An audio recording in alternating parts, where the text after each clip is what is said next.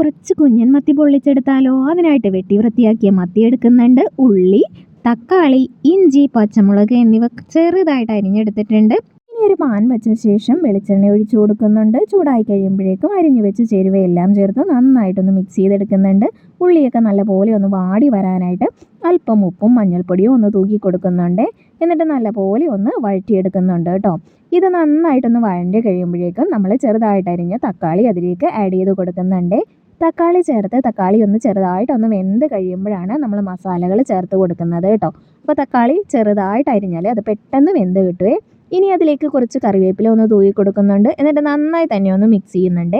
ഇനി അതിലേക്ക് 1 ടീസ്പൂൺ എരിവുള്ള മുളക് പൊടിയും 1 ടീസ്പൂൺ കാശ്മീരി ചില്ലി പൗഡറും പിന്നെ 1 ടീസ്പൂണോളം മല്ലിപ്പൊടിയും കൂടെ ചേർത്തിട്ട് നന്നായിട്ടൊന്ന് മൂപ്പിച്ചെടുക്കുന്നുണ്ട് കേട്ടോ. പൊടികളുടെ പച്ചമണം മാറിക്കഴിയുമ്പോഴാണ് നമ്മൾ അതിലേക്ക് തേങ്ങാപ്പാൽ ചേർത്ത് കൊടുക്കുന്നത്.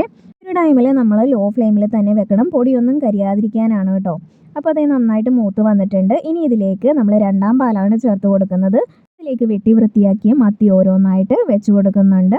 എന്നിട്ടത് നന്നായിട്ടൊന്ന് തിളച്ച് വരട്ടെ കേട്ടോ. ഈ ഒരു സമയത്ത് ഞാൻ ഉപ്പ് നോക്കിയിട്ട് ആവശ്യത്തിന് ഉപ്പും കൂടെ ചേർത്ത് കൊടുക്കുന്നുണ്ട്.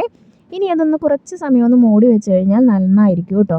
അപ്പോൾ ഇത് നന്നായി തിളച്ച് വരുന്നുണ്ട്. ഞാൻ കുറച്ച് സമയം ഒന്ന് മൂടി വെച്ച് കൊടുക്കുന്നുണ്ട് കേട്ടോ. നമ്മൾ തേങ്ങാപ്പാലിൽ വേവിക്കുന്നത് കൊണ്ട് തന്നെ ഒരുപാട് വെള്ളമൊന്നും ഉണ്ടാകത്തില്ലല്ലോ. അപ്പോൾ നമ്മൾ ഈ ഒരു മത്തി ഒന്ന് മറിച്ചിട്ട് കൊടുക്കുന്നുണ്ട് കേട്ടോ. അല്ലെങ്കിൽ ഒരു സൈഡ് മാത്രമാണ് വെന്ത് കിട്ടുള്ളേ.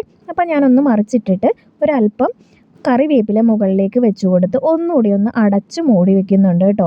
നമ്മുടെ ഗ്രേവിക്ക് നല്ലൊരു കറിവേപ്പിലയുടെയൊക്കെ ഫ്ലേവർ കിട്ടുവേ. അങ്ങനെ അതേ അല്പനേരത്തിന് ശേഷം ഒന്ന് മൂടി തുറന്ന് നോക്കുന്നുണ്ട്. അപ്പോൾ അതേ നമ്മുടെ ഗ്രേവിയൊക്കെ ചെറുതായിട്ടൊന്ന് വറ്റി വന്നിട്ടുണ്ട് കേട്ടോ.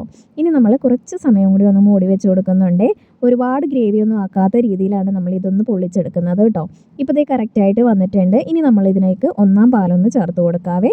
ഇനി അങ്ങ് തിളപ്പിക്കേണ്ട ആവശ്യമൊന്നുമില്ല. അങ്ങനെ ദേ നമ്മുടെ നല്ല അടിപൊളി ടേസ്റ്റി മത്തി പൊള്ളിച്ചത് ഇവിടെ റെഡി ആയിട്ടുണ്ട്.